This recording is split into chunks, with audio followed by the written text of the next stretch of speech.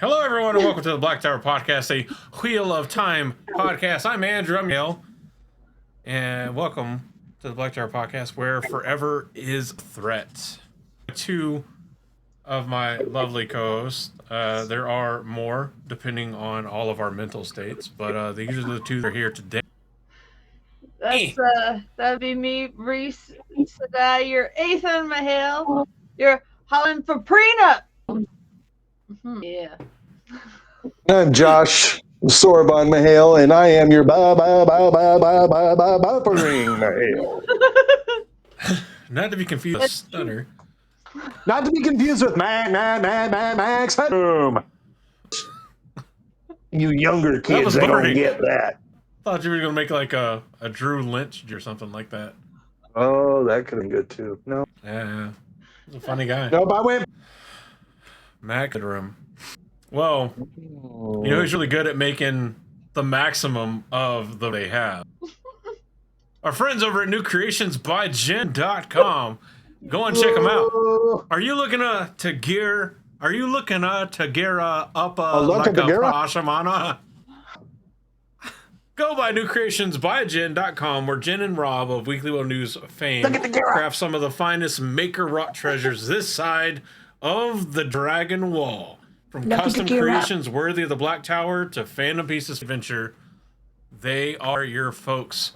Doesn't just be that time of the year, because as we are recording, it's a very ominous, very superstitious, very black cat, broken mirror. Don't go underneath that ladder. Oh, throw salt over your shoulder. More exciting for some, more perilous. It's Valentine's Day on a Saturday. You don't even have the excuse of it being mid-work week. It's on the weekend. Ooh. Gentlemen, we're fucked. We have no excuse. It's a treacherous time to be alive. Valentine's Day immediately following a Friday the 13th. Come on now. Doesn't get more treacherous than that. For the more exciting for the average. Who knows? Who knows? Live your life. Have your fun. Hope it's good for y'all. Do your thing. Enjoy your stuff. Hopefully, I'm looking at all of the levels. Hopefully, in the not recorded, but before we started streaming / recording words of our Atheon to Hell, hopefully you can find a snake to slap in between your leaf curtains.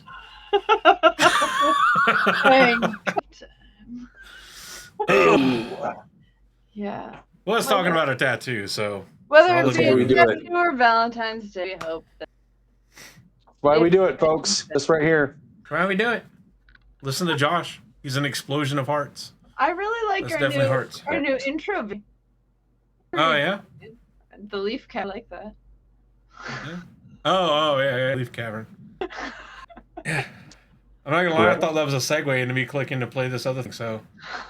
Not yet. Wolf Brother says, did you guys happen to see that this particular February starts on a Sunday and ends on a Sunday? It's a perfect month.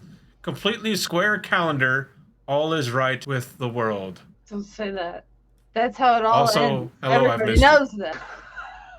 Why would you curse us like that? We've missed you as well. We've missed you as well. Everything's perfect until it's not. You know what can be perfect? A world where we all enjoy things. Hello, I'm Tam Sorrell Norm. You may remember me from the Dusty Wheel or the Black Tower podcast. I'm here to give you a public service announcement about spoilers, as this episode may contain some. As if you didn't already know that, like watching the film Titanic and being surprised that the boat sank at the end of the movie. Hello, moron. The movie is called Titanic. Of course the boat sinks. This show is called the Black Tower Podcast, as in from the Wheel of Time. And these three guys are on. Well, at least two guys. Anyway. Hey. Yeah. Spoilers. Look at me, doing all the things. We plug New Creations, we got the spoiler warning out, and we're not even like 10 minutes into talking about beer. Plus 23. Wait. Only they saw how far these... Frat folks. Frat folks. Frat folks. Be inclusive. Bulls. We are no longer. We're trying to get away from gendered terms for no reason. It's so funny. I just want to yell at you that call your fraternity a frat. But Only Right. if you ascribe to the required gender language of fraternity. Oh, Just saying. Look, all right. Somebody came to me and said we could call it whatever we wanted. I think that's just fantastic. So there's a funny saying that you don't call your country a something, so you don't call your. Is that in the same vein as a joke? The whole like what's this? What's the opposite of that? Blah blah blah blah blah. And it's like, okay, well you have progress. What's the opposite? Factual statements are factual. Speaking of statements, you might be wondering what we're talking about. For What's those of you tonight's listening subject again? live, you're going to be a little confused as we're talking about this on February 3rd, but we're going to be talking as if it is 10 from now, the legendary 13th, on cusp, the knees, the thighs, the nipples, if you will, Valentine's Day. Cusp is what to say. So that's what we'll be saying. Yeah, it is, really. It's got all of the syllables that really just make you feel good.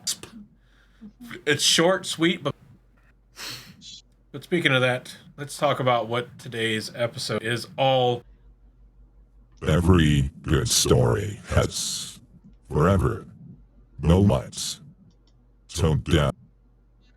In the wheel of time, those promises death. They because bigger body. They bind your mind. In times. They bind. Tonight on the Black Tower podcast, we're talking about bonds. How they're made. Why we accept them. What when they break. Because bonds are supposed to trust. But devotion has a way of turning trust into obligation. An obligation to something the chef can use. It's 13th. Valentine's Day is around the corner. So it's about love, loyalty, and the darts of devotion. Why in the wheel of time, sometimes the most dangerous words aren't you. Then I will. Welcome to the Black Tower podcast.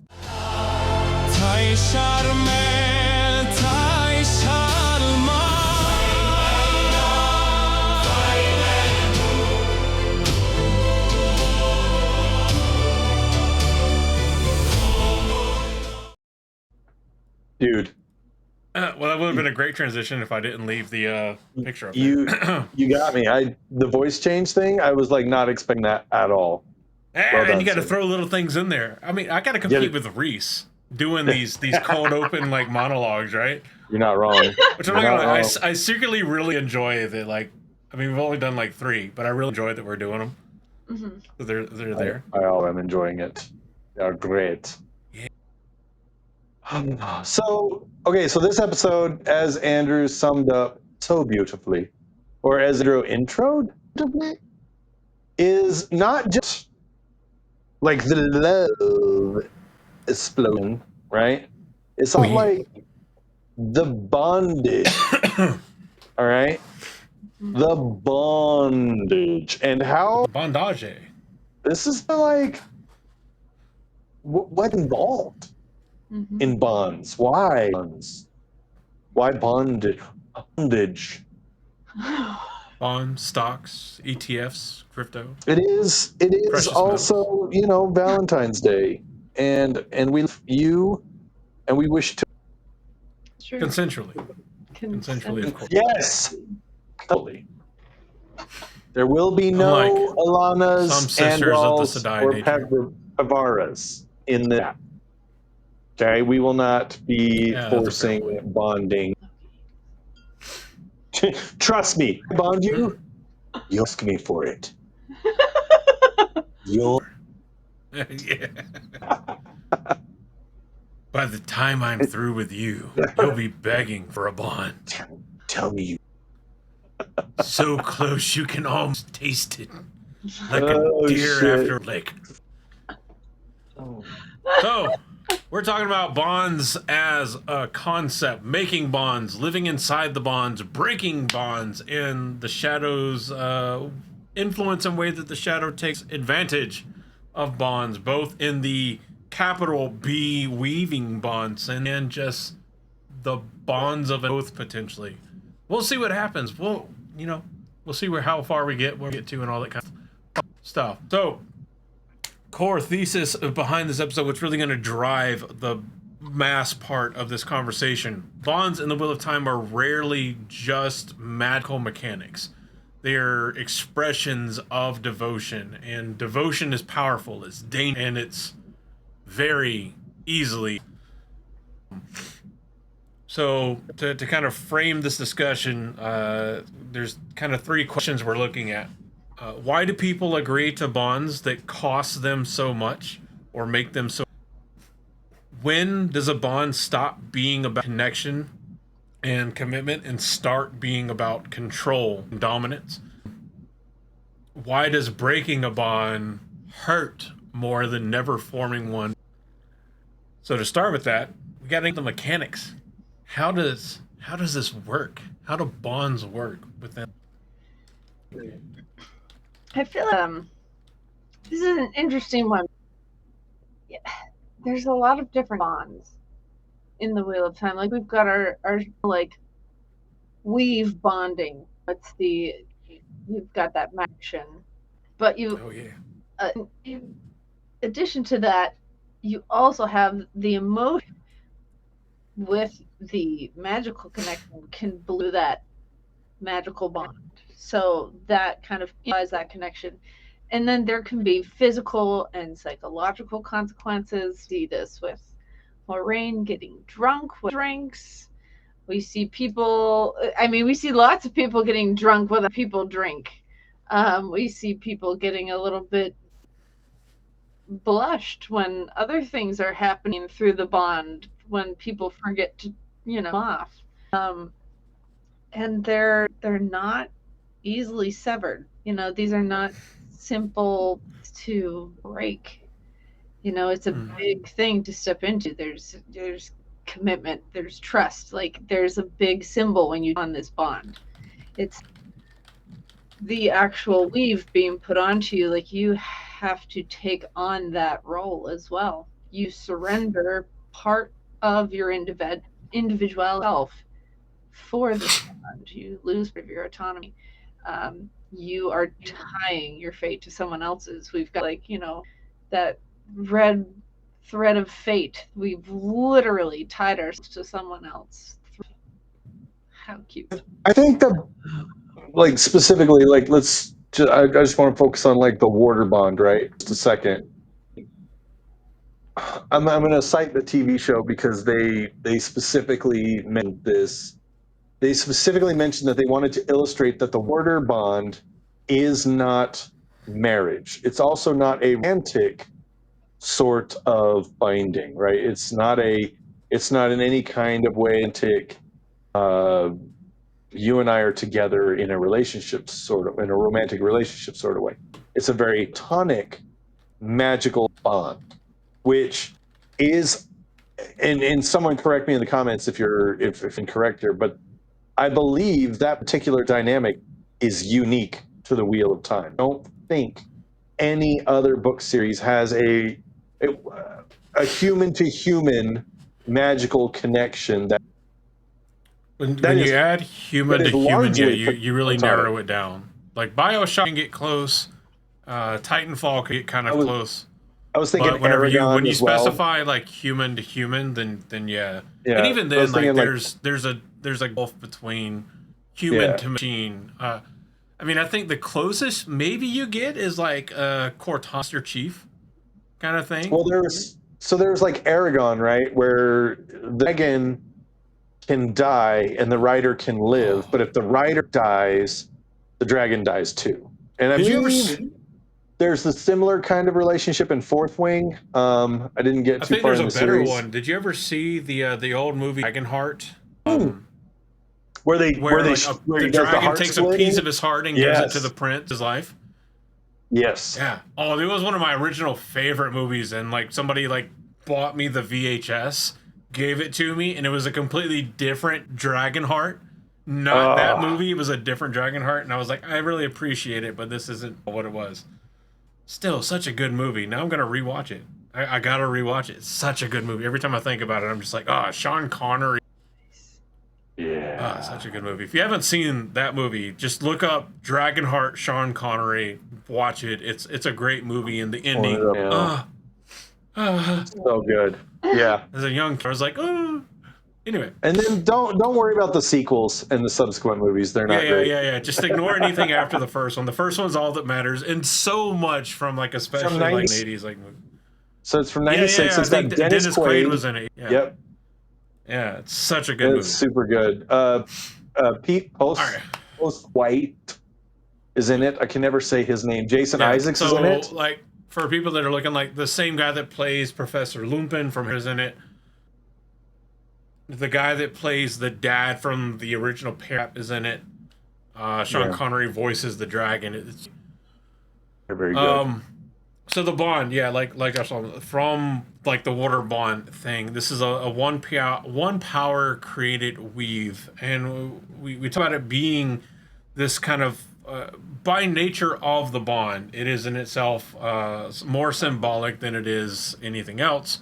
Well, I mean, it has tangible benefits, but it's more symbolic of the relationship than like a marriage proposal, marriage vows, because it is the quasi-metaphysical manifestation of commitment, trust, and a surrendering of autonomy. Remember, autonomy purely means like the ability to self-govern and self-control without influence. And by the very nature of the bond, you can no longer do that. As like using the wedding comparison, think less wedding vow and more like shared nervous, like the pilot's Pacific Rim. Right, when they first connect, they delve in each other's memories, and they can kind of see everything that's going on, and then they have to kind of work together and share the nerdom of the at least the first one. Again,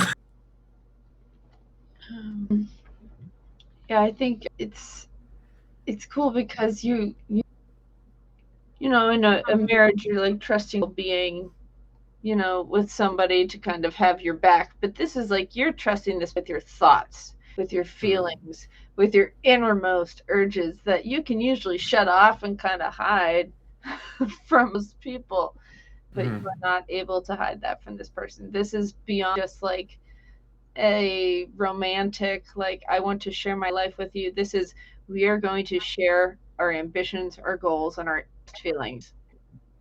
This is, yeah. Carries kind of like some of the same gravitas. Again, since we already talked about the actor and all, the Harry Potter, like the same weight of like the unbreakable vow kind of thing, right? This is magically bound, and there are serious repercussions if the tenets of this commitment and violated. And when we get to like the weaving, well, we'll get more into it when we get to the making of it, because I was about to like, which may be part of what I was about to jump to. Should wait until after we talk about the actual making of the bond. Is a subsect of the mechanics of the bond, that kind of stuff. Talking specifically about the water bond, which, again, the water bond. It is the same style of bonding that is used forcibly by Alana in regards to Rand, forcibly by Ashaman in regards to the attacking party of Aes Sedai from the White Tower, and then to the more quasi-mutual extent to the Rebel Aes Sedai or whatever that show up to the farm in the Black Tower later on to kind of try to make things equitable. It's the same weave all around.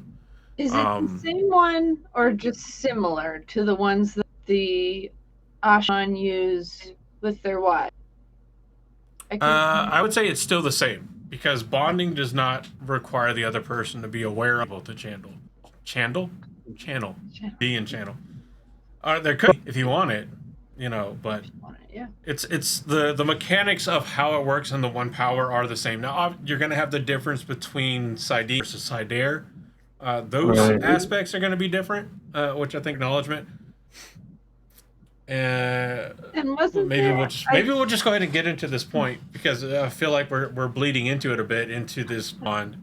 Is that the bond by itself and by its very nature is, when created between person and B, is by definition, it is not an equitable 50-50 share. Generally, the person creating the bond has more power over the bondee than the bondee over the bonder.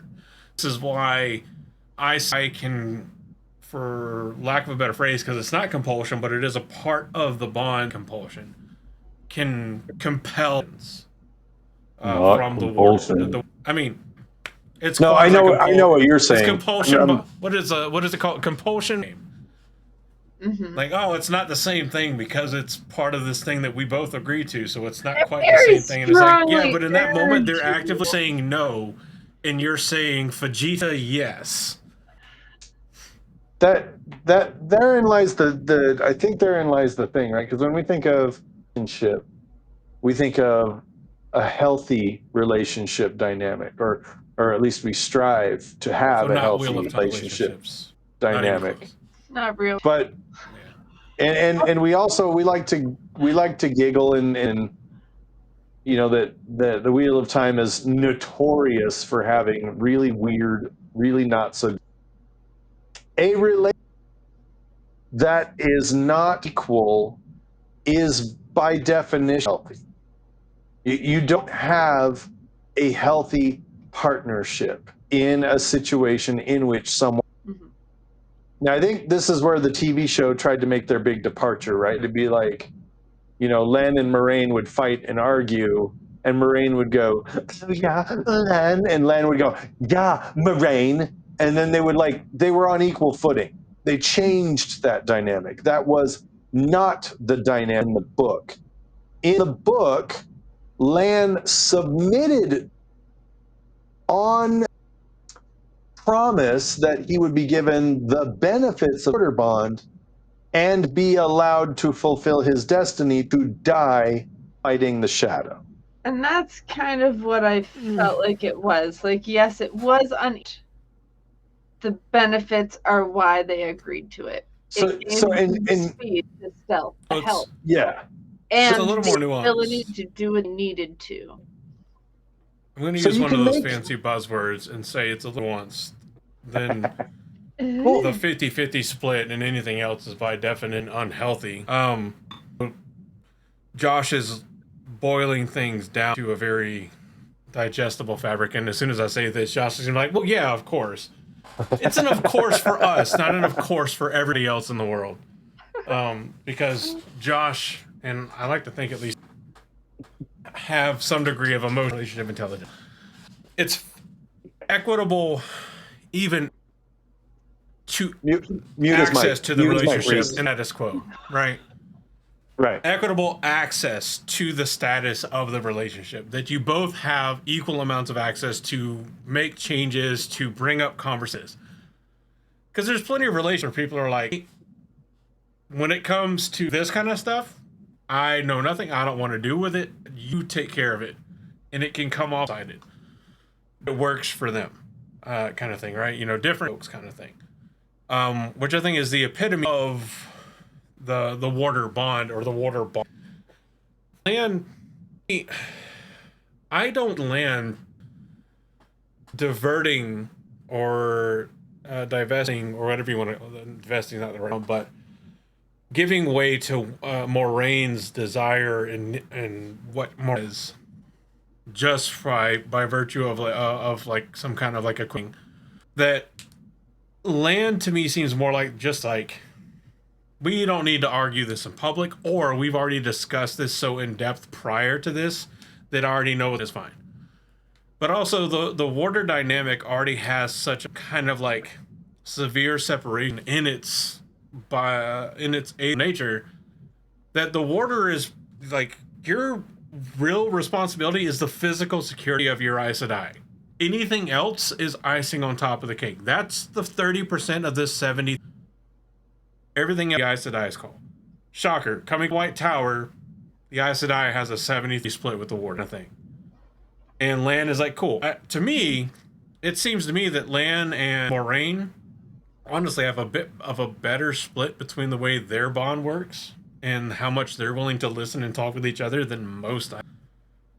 Because most Aes Sedai, their warder goes, I don't know if that's the best idea. They look at their warder like heresy to me. This kind of like, I rule over you almost dynamic, which is disgusting. And I think, Unless that's how it works for them. You know, who am I to judge? And that's where I think a lot of the nuance does come in, where it's like a lot of it gets to be like individual to the Aes Sedai and themselves. Because who even knows, an Aes Sedai might start off one way and then get some through the bond. Oh, I didn't like that. You know? Yeah. And how much of it happens through the bond without it being like outright? Yeah. How much of it is like an Aes Sedai saying something and the warder being like, oh, maybe you shouldn't say that, and then the Aes Sedai like adjusting to it silently behind them? I mean, because there's a bit of quasi-telepathy that they have, right? With being able to read emotions. That's why I said, like, I don't want to say that what I was about to say is like contradictory to what Josh was saying, because as soon as I say it, Josh was like, well, yeah, that makes sense. Like, that was implied in the like consent. Right. You know, people's exhibit A, consent. So I wanted to clear. I felt like that was a point of clarification. No, it is exactly. But here comes. I agree to be bonded. Do I fully understand? Because I guarantee you, because I've read them to you. Exactly. Oh, I'll guarantee you, most of the warders do not understand the nature of the compulsion within the warder bond. And if they do, well, because that's the thing is, Moraine even sort of chides Lan at one point in time, and she's like, "Nope, you're supposed to do what I told you to do." Is this leash chafing you? And it's like, wow, that's really fucky. That's really fucked up. Why do that? Some pretty problematic language, you know, really to think of, because like it harkens back to like a slave's irons kind of thing almost. In the Wheel of it's kind of funny how all of a sudden it's very horrific. It's put on the channelers, but we don't have a problem with it when it orders. I love how it's the same own. It's flavor. I love how for this section we have a dark humor beat, and the dark humor beat is nobody made me do it. Is doing a lot of work here. I mean, it is though. It's doing a lot of the heavy lifting and taking what would generally be seen by others as at the absolute best indentured servitude come off as something that's pretty 50-50. And honestly, a lot of the relationships go out of their way to be more 50-50 and seem 50-50. I mean, I would rather like an Aes Sedai try to prove that she's weighing the words in order, just being like, well, you're my warder, I'm a 70-30 partner in this. In part. Yeah. And I think that's where it's almost like, how much do you trust your HR department? You know, like who gave you the full description before you signed your contract, and who is just like, which human are they resourcing? You're going to be stronger and faster, no problems at all. You'll be able to know where I am at all. It's just like me to you, and that's problem, no problems. And so we've got a situation in which, you know, maybe proper disclosure was given, is understanding received. Okay, cool. But we do have in which you've got, and this is where the dynamic of a relationship changes from couple to couple, right? From situation to situation. I'm not going to say couple to couple. Situation to situation. Some are okay with things that other people are not okay with within the confines of a relationship. There are people out there who, you know, hey, if my girlfriend wants to be an OnlyFans model, that's totally fine. I don't care. And then there are people who are like, if my girlfriend wants to be surveys ahead of Valentine's Day. Yeah, if my girlfriend wants to be an OnlyFans model, that's not okay. I'm not okay with that. Then there are some, you know, hey, if my man wants to do, you know, I don't know, whatever the case may be, there are different scenarios for different people. And we actually get an example of this in the Wheel of Time with the bonding between Maurice and Harnarishma, right? Because Maurice and Jahar bond. They are Maurice, I cannot Aes Sedai. move it. Sorry. And water. And she immediately, as one of the first things she does to him, is strip his rank. He's so upset by this. And I'm sorry, there's no way she told him, I'm going to strip you of your rank until I deserve it. And he went, cool. There's no way that happened. They bonded. She compelled him to allow her to strip him of his rank. And then when she saw how upset she was, or when she saw how upset he was like, hey, like, I don't know what to do now. Should I give him his rank back? What do I do? I don't know. This is so strange. She was like Monsieur Candy whenever he first comes back to his plantation. Is like, when I pay $500 for insert word I can't say, I expect to get 500 or 5 fights out. Like, absolutely flabbergasted by the ideology that, or by the concept or idea or reality that somebody doesn't respond to their own perception and requirements and ideas that mainly had in their head with absolute. Right. Yeah, it's like they've been in the tower for too long. Like they have in their head what 100%. they think should be happening. Why isn't it acting like it's supposed to? Where's the manual? This is also brand new for all of them, right? And they're like, they're expecting like, oh, as soon as I warder bond an Ashaman, they'll exactly act like warder, and it's like, oh shit! A lot of the reason warders act like warders is because of warder training, not because of the bond. There it is. There. Oh shit! You mean we groom these men warders? Yeah. It's almost like they're willing to accept the bond and take it as it is. Interesting. And we're kind of discussing this, you know, and more broad or whatever, or at least leading into it. But I feel like we're well into this, you know. If I had to give it a number, this fourth concept of this kind of discussion of people like living within the bond, and where this is where things really get super complicated, right? Because you've got not only your own emotion manage, but you have this magical, real emotional link to somebody else that you also manage. You're losing a legacy. It has the chance at eroding your own sanity, and it becomes difficult to entirely act as an independent person, as an individual. Especially when we see that the bonder seems to have a distinct advantage in masking or muting the bond over bondee. Because we see that it's, you know, in the TV shows as well that, you know, Moraine as the bonder can almost unilaterally mute and mask the bond, but Lan has no say in reopening it or muting or masking it. Like he has like a slight degree in himself, but not nearly as much. You start getting into this bit of devotion, or you start seeing, whether as a tool or as an experience, some of this requirement to endure pain and suffering as, you know, framed as loyalty or as proof of the worth, and any desire to leave being seen as betrayal, rather than, you know, hey, this is more intense or more in depth, or you're just not giving me the autonomy I deserve, kind of stuff. It's this unwillingness to recognize that bonds by themselves don't remove, but in effect they wind up exercising your agency. Yeah.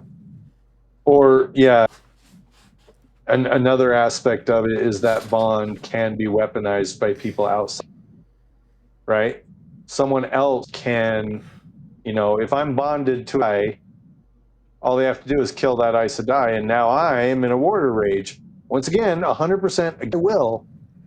I am now held to just go on a murder spree until I die. There is no way around that. There's jumping ahead by like 2, but yeah, absolutely. There's no. Oh yeah, sorry. There's no. Josh, we have there's no- structure. I I'm don't understand sorry. how mentally Look. you just don't feel me telling you we have structure coming. You Submit to have the structure, ordered will. sir. You have Yeah, structure. but you agreed to this structure and you're not by it. So I Somebody can't messed fathom with how the this is a Why don't you problem. just compel me then?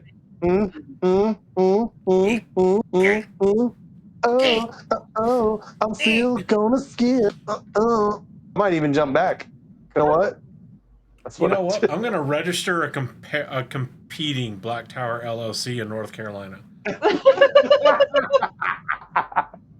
And we'll see Do which it. one Reese Do part it. of.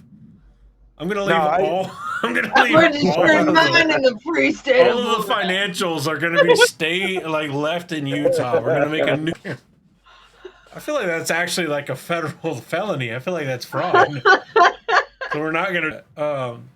Well, okay, so but talking No, about but you're talking about bringing up like a really good point. We can jump wherever you want. Again, our outlines are suggested. They Unlike require the the law. party. Yeah. Well, all I was gonna generally, say. you at least get to say yes to the bond unless you're Rand or Once it's been bonded, the though. first. Or- Yeah. And that's kind of the Hey thing, guys, right? did you know forcing a warder bond in the Wheel of Time world is? Hey, According here's to a the whole Aes bunch of Sedai. examples of this happening. According to the Aes Sedai, Flash warning. that is the Aes Sedai that say that forcing a bond Oh, on yeah. a man is tantamount to a man putting on a woman. Mhm. So breaking the bond, right? Well, Once considering again, that the R word is unisex, I don't really see distinction there. Well, just well, I was just fun in general. Whoever is Unless you're like initiating it. colloquial United Kingdom that used to I was view that using- as like a legitimate legal defense. I was mirroring language. A woman to force the bond Yeah, on a okay. man is the same as a man forcing himself on a woman. I was just a mirroring the linguistic language is all. style and Because A it's bond sorry, I get a little being forced upon testy an in individual. kind of circumstances. I know. Go ahead. Okay. You're testing, Andrew. Are they really? Do I have full say in the fate of them? Or is it a 70-30 split just because I said, hey, you look pretty cute, lady? We haven't found them yet. Or man, who knows? It's 2026. Valentine's Day's tomorrow. Yeah. Mm. All depends on how Valentine's Day goes. You didn't get the right gift. Welcome, Nutcracker. Speaking of Nutcrackers, when bonds become weapons, that's where we start talking about like things like what Alana does to Rand that we mentioned earlier, forced bonds. This is what we're talking the about. purpose Yeah. of trying to get him under control. Like that is Yeah. like we can talk about It why she doesn't did it all matter at the once. purpose. The mechanism is still the same as what we're talking No, that about. but the thing like Okay. she I thought we were about the bonded him. ends justify the means kind No, of no, thing no, with no, like no, no. forced bonding. I'm like, whoa. No. I'm saying that her motives for doing that. Now we can talk about how she was emotionally unstable because she just lost her blah blah blah. Cool. Guess what, guys? Your trauma is not an Is she excuse ever for really behavior. stable? Your trauma is something you love and does not justify shitty behavior. Okay? You're I'm responsible. out there. Now, Alana bonding Rand straight up admits that the reason she bonded Rand is she wanted to have the Dragon Reborn under the control. She spends the next She books literally, miserable. and she lit. We need to control him. I'm going to do it. The ends justifies the means. Yes, it's a despicable thing I do, but I'm going to do it because it's okay to do a small bad thing in order to preserve a big. And it ended up talking about weaponized. It ended up being Now, weaponized. Are there against silver linings? everyone in the whole Are there- world? Yeah. Are there potential silver line again? Egregiously horrendous situation. Are there silver linings to take away from the situation that once done cannot be necessarily as easily undone, especially because Rand is like Yes, because Rand does get benefits of the water bond. He gets some increased sensitivity to the shadows, some increased stamina, some increased free. These are things that do wind up playing significant roles. And if you want to take like min maxing your character, it's not the way you would have chosen to get them, clearly, but Rand does get some benefits from it. On the downside, there's the puppet of the White Tower that now knows where he is at every step he makes. But, you know, she does spend the vast majority of the rest of her time crying and anguishing over how horrific the bond feels. And it's what made me really hate the TV show Alana so much, because she was such a damn likable character in the TV show, and I'm like, but you're not that person in the books. I hate you. I am convinced that the show, they just wanted to be really I really am. The TV show would have never done this because it happened to a man. They wanted to say, look, Leandrin's just misunderstood. No, she's not. She's evil.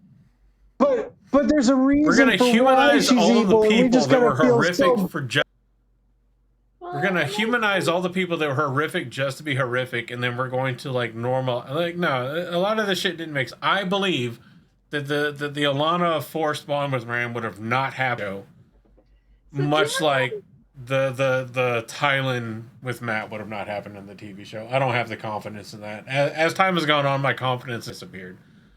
And you know, almost like Rafe's role from God of War. I think, you know, I have a lot of issues with the show as well. There are things I like, there's a lot I didn't. But I will say this, I think that in the Wheel of Time there are tons of characters. And we have some just straight up evil characters. They're bad for doing bad.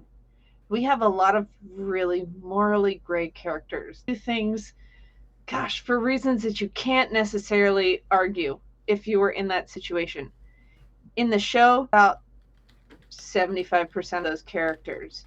And you had to slam those important storylines into a lot cast. So while I don't necessarily like that every bad character was turned into this morally gray thing, I think in the grand scheme of the Wheel of Time, that's kind of one of the ongoing. So much is gray. It's not like, yes, there are the extreme bad and the extreme good, but so much lies in between. And in the show, when you have less characters to work with, I think you have to give those roles to bigger characters to get across. So I will give them that.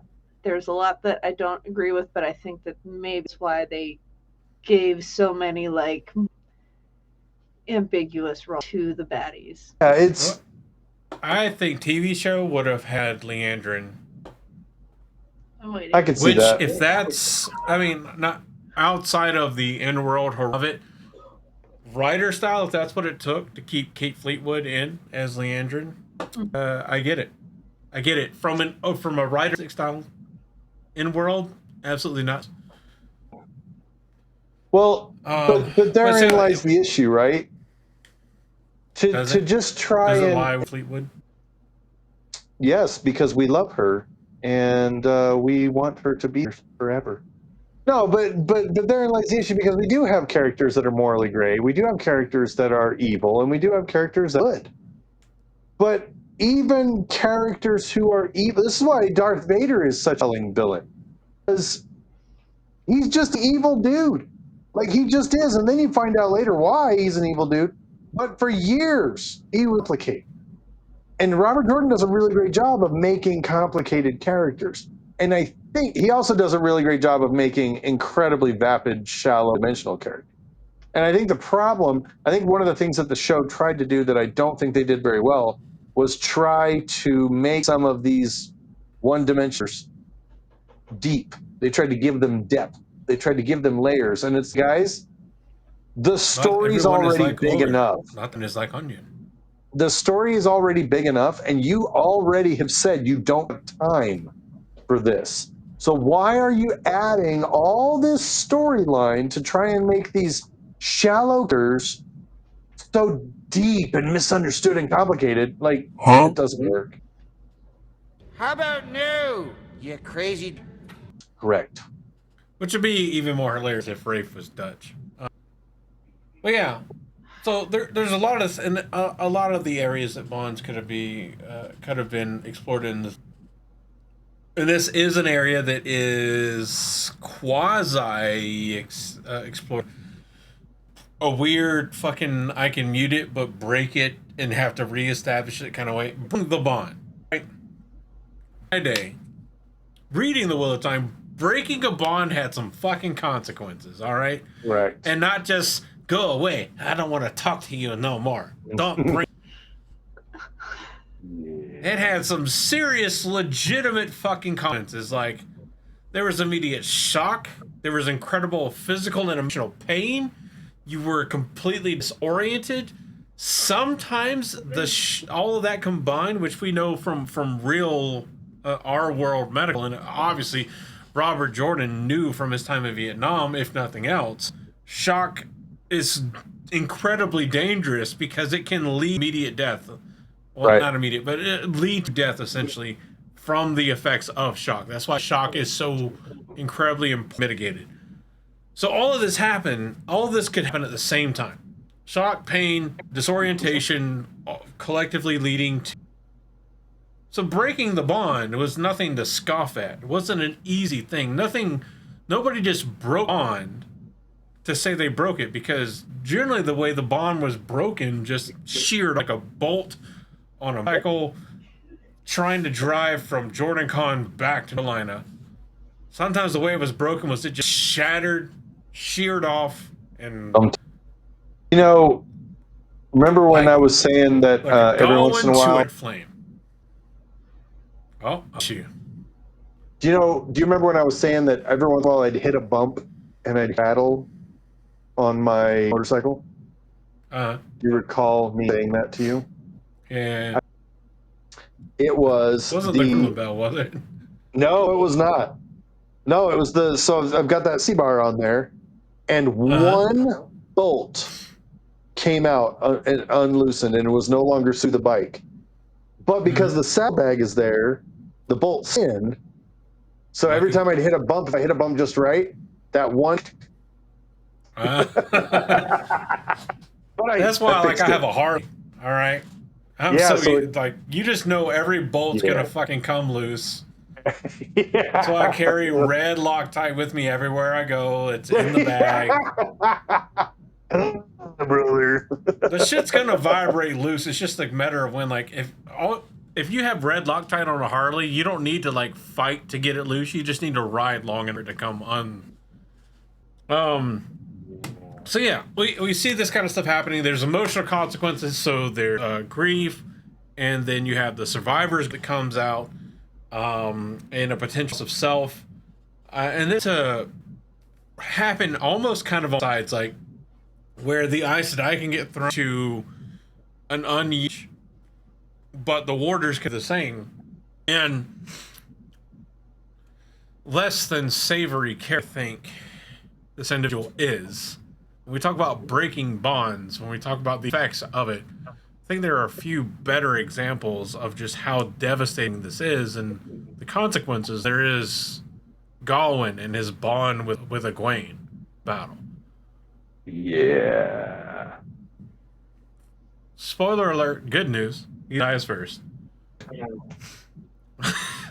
Which just saying somebody dies first just sounds shitty, but it's so it's we gave you all of the instructions to not do this. You were like, send it. I'm gonna do the thing, Leroy. Yeah, he is the Leroy Jenkins. He's the Wheel of Time Leroy Jenkins homage. Goddamn, I called Ace Gowan many times. So bad. Good question. Did Robert Jordan use Leroy Jenkins as a template? Given how Erlen was written, let's see. I'm going to say, when did Leroy Jenkins happen? Leroy Jenkins.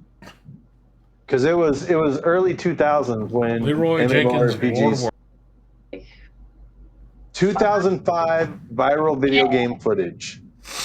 I'm really proud I said that. So, and then, yeah, so, oh, I don't know. We don't know. We will never know. That's one of the big ones, right? I mean, we see this a lot of times with the warders. They are fighting in a battle normally, and all of a sudden they just go into a bush and storm off into, like, they're gone, and everyone knows what happened. Like, nobody needs the confirmation. Like, this is a soldier who's been fighting this warder who everyone is, sounded, and all of a sudden they just rage. Their Aes Sedai died. Like, there's no other option. Like, that's just what happened. And I think it's interesting because, when you really important to you, it does just feel like part of you is carved out. Like, when that, like, emptiness of not having that person with you anymore, not being them, that's a big deal. Like, that's something, like, especially when you're first through it, that, like, when you wake up, when you're trying to fall asleep, that's just there. And I think such a depiction of it's like, it's that feeling amplified tenfold, where it's like you literally feel as if half of yourself has carved out and you can't possibly go on. I think that's, it's such an interesting, like, risk of the bond with all of the perks that it comes with on our side. This is one of, like, this is probably the biggest downfall for both sides. Versus a TV show where it makes, like, one of your folks really bread. Not to get real here, but also to get real here. The only thing is interesting is when we talk about breaking the bond, and again, we're referring, when that warder bond is broken, a warder will go into a rage and just kill, really dies, and the Aes Sedai will be overwhelmed, right? I think it's an interesting comparison to what happened in Face Heartbreak, right? We don't have magic to bond us to someone. We don't have magic. You are people now. What we have is our own personal sort of commitment, our own desire to be with this person, right? We want to spend our time with this person. We want to spend our life with this person. We want to adventure with this person. And that's very, very similar to the Aes Sedai and Warder bond. And then the Aes Sedai and Warder bond is supposed to be tonic, but humans don't really that way.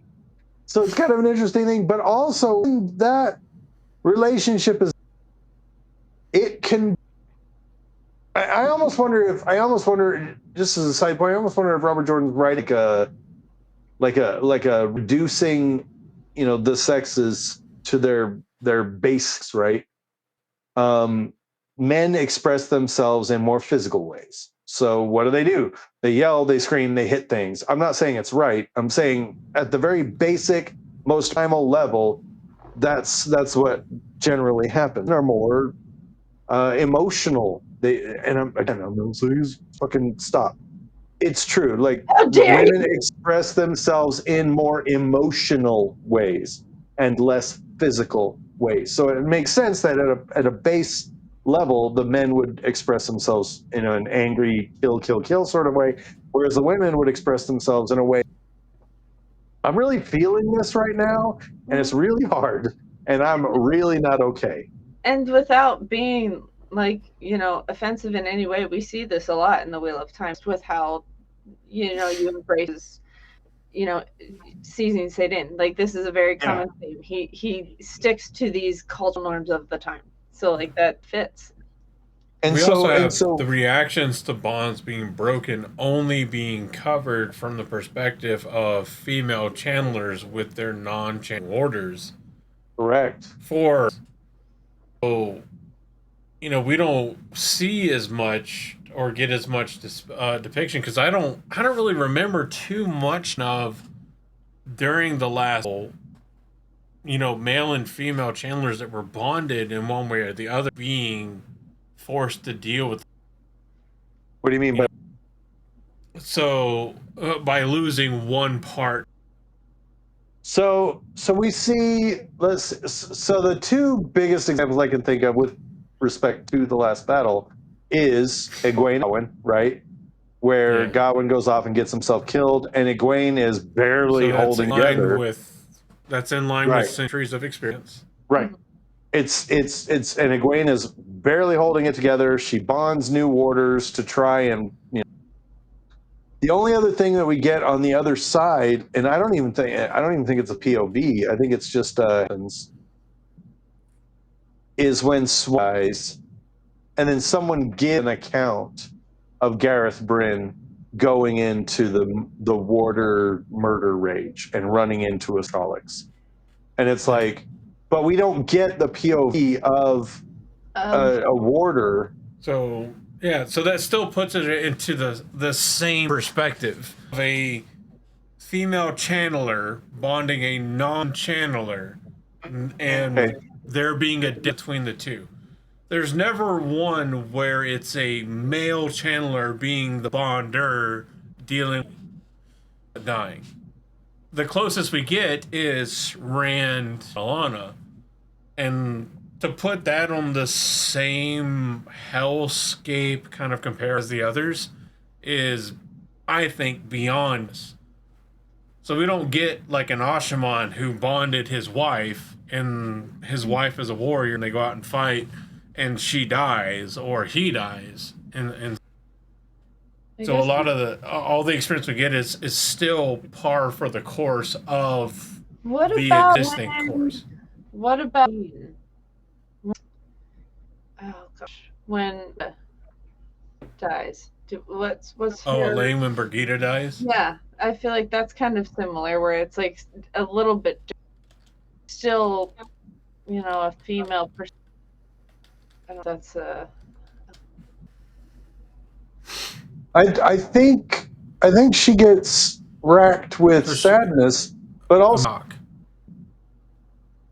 she feels a violent emotional rupture, intense grief and panic, physical weakness and decision. The bond doesn't give her time to process. It hits all at once, forcing the loss to be shared immediately. She does not experience classic water bond rage. One, because she is the channeler, and the rage effect overwhelmingly manifests in the non-channeling partner because the bond is asymmetrical. The bond is different because their bond is improvised, non-traditional, and culturally forced by the way Aes Sedai and water bonds already are, being she's the Aes Sedai and Birgitta being the non-channeler. okay. And then we get the little bit of the Birgitta does not truly die. She just gets severed from the world temporarily. The bond is disrupted. There's also as a potential answer to that. There could be other answers to that. So. Yeah. The only other one that I could think of that's quote unquote non-traditional in that sense is that who is it that bonded? She has the same sort of reaction. Moss Nealon. Yeah, she has the same reaction. She grieves the loss of a channeling warder the same as she does a non-channeling. But once again, we don't ever get, and I can say this for a fact, and if I'm wrong, please leave it in the comments. But we don't ever get the react of a male channeler who a bonded Aes Sedai and bonded female who cannot channel. We do not get that. So we do not reactions. Did Diagon create the bond with Evan? Is she the one? So what if it's simply because in a lot of these examples so far, it's the person that created the bond is the one that doesn't experience.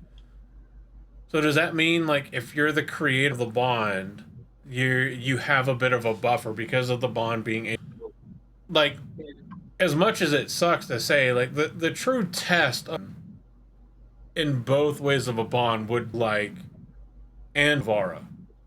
If Or, one died and then you switched and the one died. Like, kind of thing.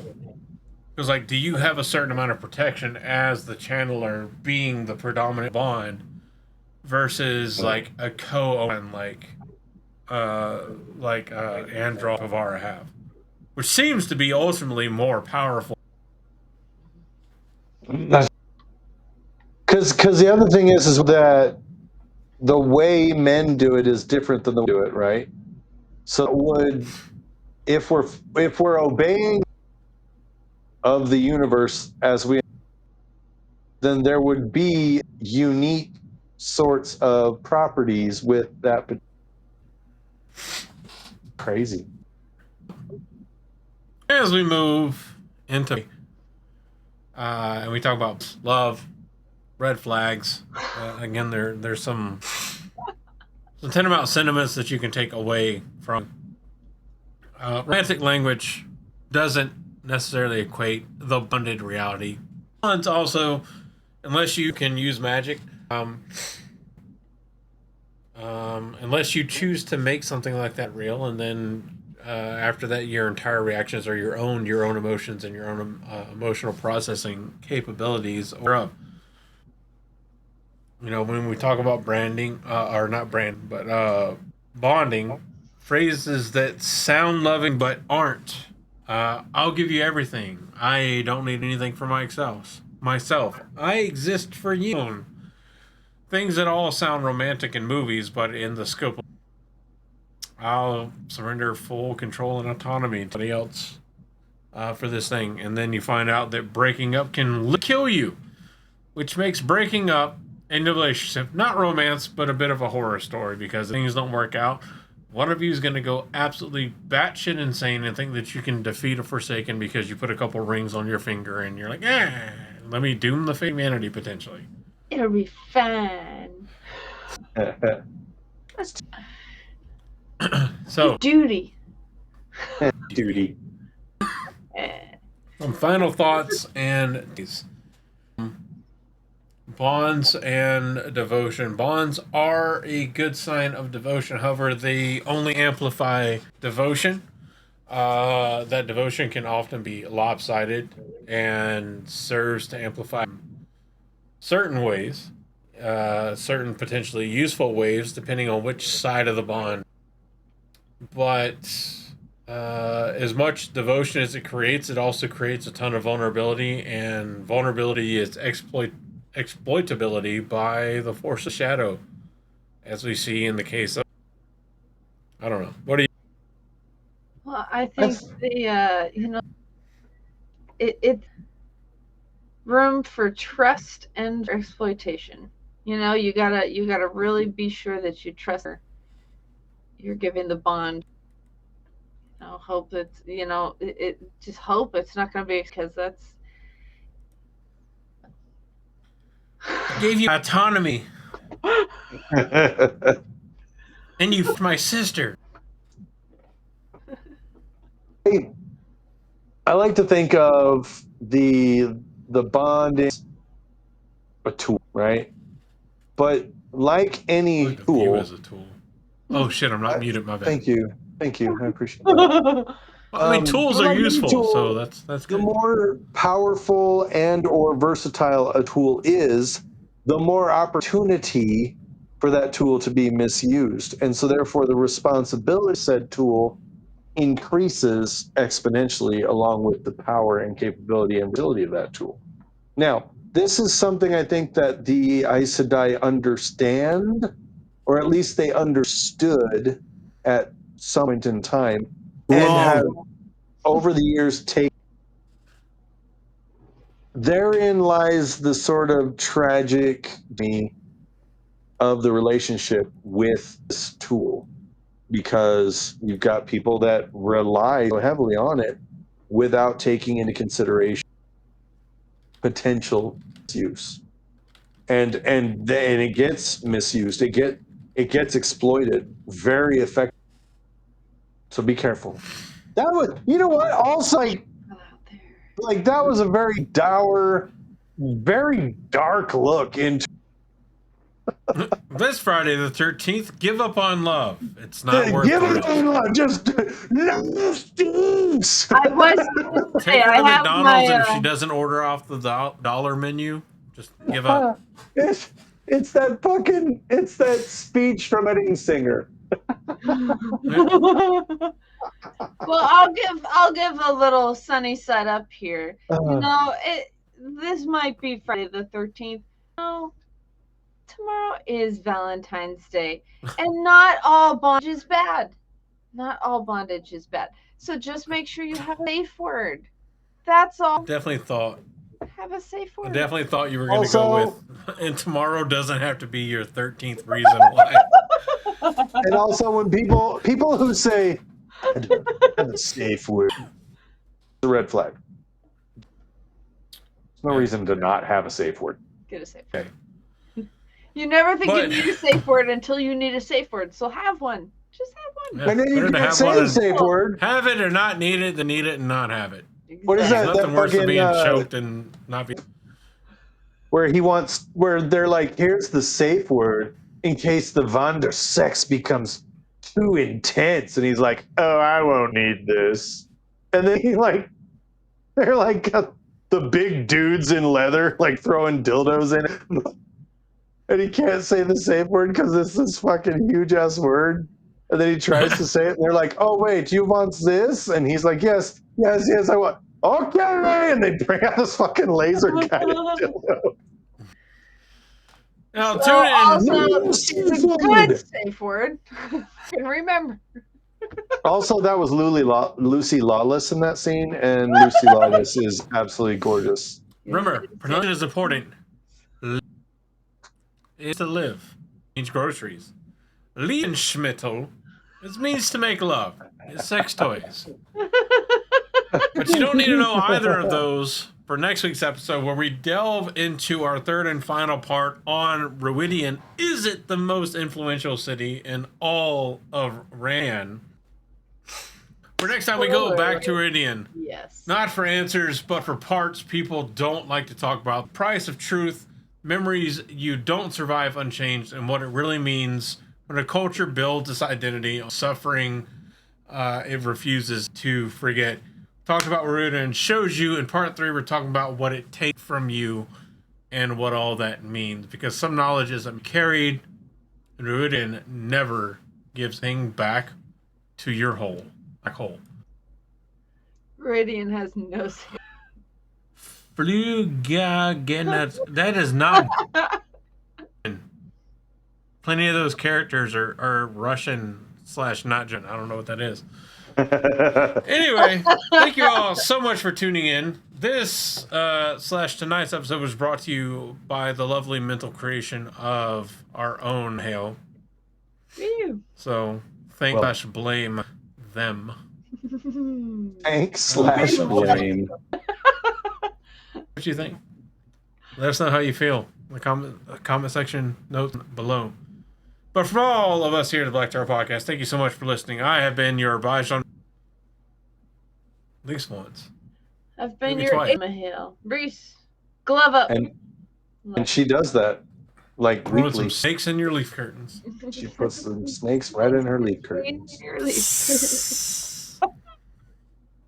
You know what? Oh, Next This is a piss Gathering wagon. Madness, I want a green pill with a gummy worm in it. And I want someone to call you it finish the rest of that sentence. Snake in Muttons. Snake. That's been Next Josh. Gather Madness, I want a green cat. It's Soravan Yeah, Mahale, You the mother- Mahale of the sun. And I love you guys. All of you. Don't be rude. I would bond all. Actually, I might even be bonded by you all. Hey. You've been waiting for this moment, for this feeling to grow. In the shadows, always watching, always running the show.